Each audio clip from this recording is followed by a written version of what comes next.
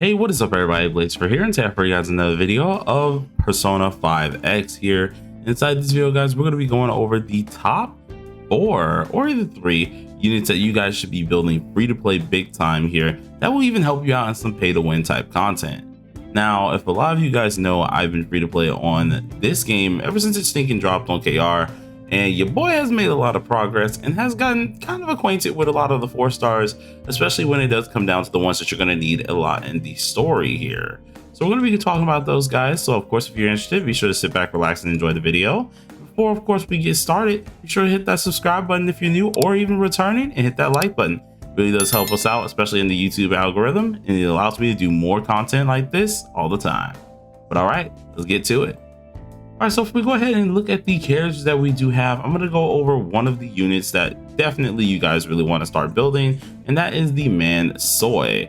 Now, Soy himself is quite cracked, okay? I was not going to be using him too much here, but I'm not going to lie. After literally doing anything and everything in the palace, so let's actually let's just give a little bit of an example of how much Soy has helped us here. We're in Palace 2, and I have to say Palace 2 is, I think, 97% complete. Yep, 97.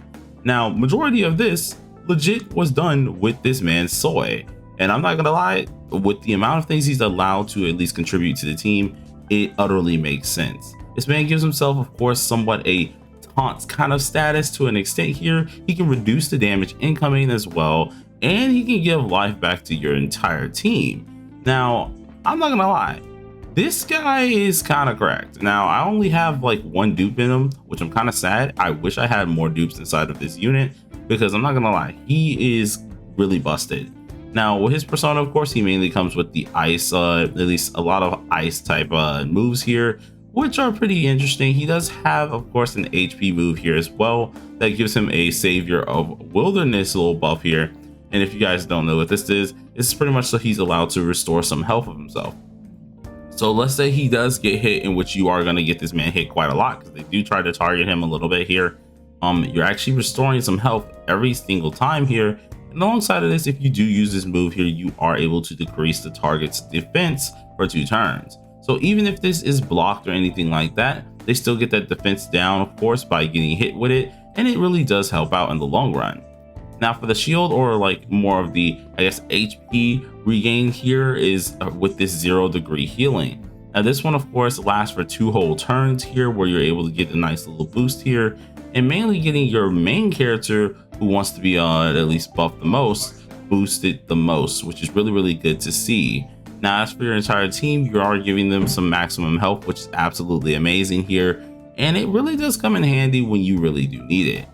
Now, I don't think really too much of anything else is really needed to go over with this character too much here. I mean, I guess the strategy potential is really nice here as well, because then whenever we're attacking, we have a fixed probability of actually getting this effect as well, which you are able to increase that effect based on his dupe rates too, which could really come in handy. Now when it does come down to his dupes in general, I think the first one is like probably a really good one to try to get here, and that's mainly because if we could check it here, I think we can, right? Let me make sure. You're able to get you some damage resistance. So yes, this one here. So whenever he has this status on, which is allowing him to restore some health, he actually takes 8% less damage. Normally, if he does have that status on as well, for some reason the mobs actually do go ahead and focus him.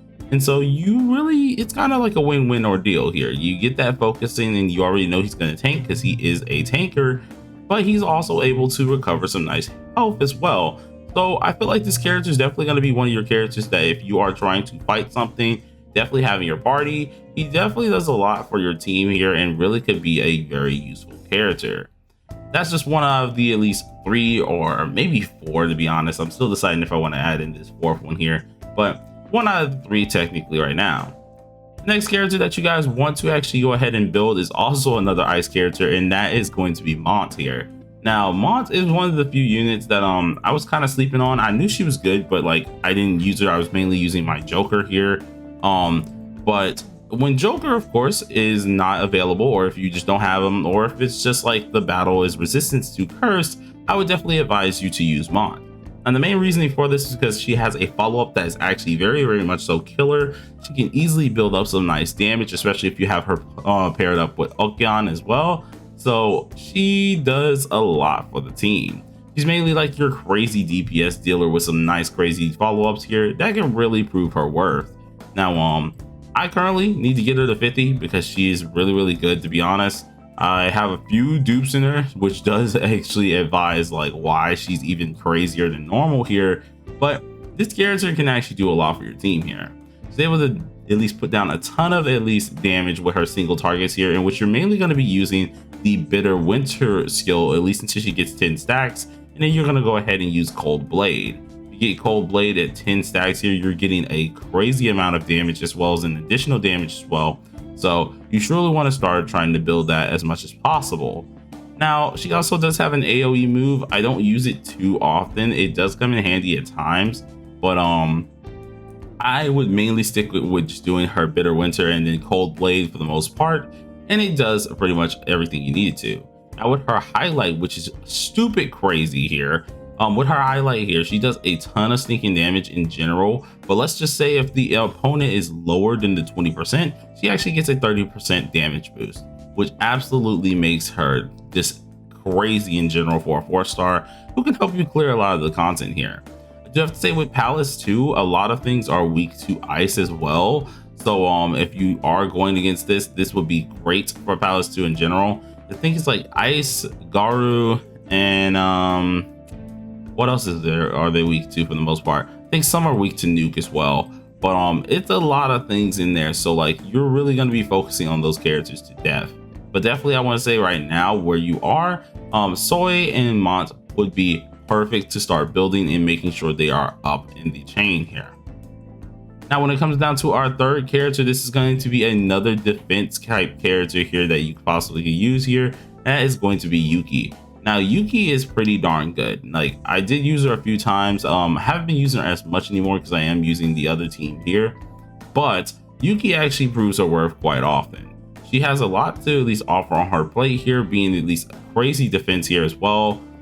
She really can help in general with just carrying at least one of your units here with her shield, in which I would most likely use this on Morgana, seeing Morgana probably is in your team in general, right? She is a blessing based character, which we don't have too many blessing characters in here at all here as well. So she is able to at least give you that, I want to say that passive type healing whenever, if she's able to proc blessing on your units here. But that's not really what we really want to focus on too much right here. She does give herself defense with her highlight, which is absolutely amazing, as well as other things like that, such as energy charge as well, which is pretty decent.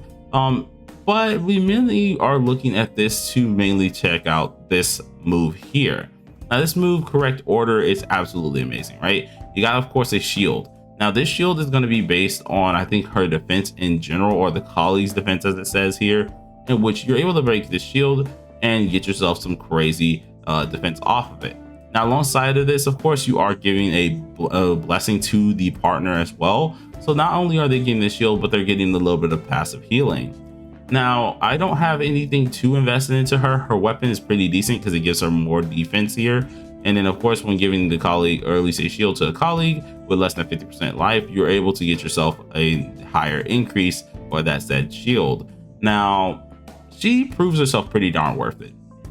I think me and Loda was like using her yesterday, and Loda actually got past one of the harder bosses inside of Palace 2 with her, and she proved her worth pretty dang well. I definitely gotta say this character is definitely worth trying to build here if you really want to try it.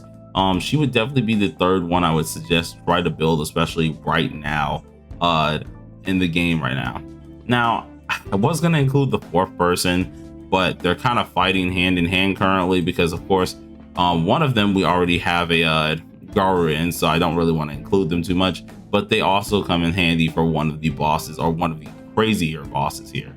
But I guess I'll just say top 3 out of this here, and then I'll do the honorable mentions. So some honorable mentions right here would be Florette, and then also be Leo. Main reason for both of these characters is because Leo himself comes in handy if you need to fight nuke bosses, but of course if you have a persona with some nuke moves, it's not really too necessary. His skills are crazy good, don't get it twisted, but I don't think it's really crazy to be using currently, unless of course you're just going for like one tap central with Ryuji, in which not many people who are free to play are going to be able to do that currently.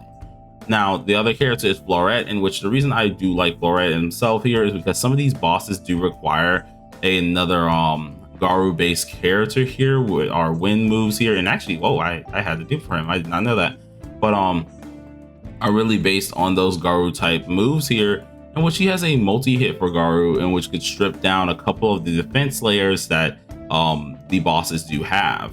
So I mean, like, I could very well just say he's the fourth one, but I'm not gonna lie, I would probably just leave this as an honorable mention that you guys can decide between the two who you want to go ahead and build as fast as possible. As for the top three, we already know we got Soy, Mont, and I would definitely advise Yuki. But you guys let me know down below what you think, of course, with the top three list here. How you think other characters are worth it. But this was the top three for free to play people to actually have built here, especially if you are looking for progression in either mementos, looking for progression in Palace 2. So all right, hope you guys enjoyed the video, but till the next time, everybody, peace out.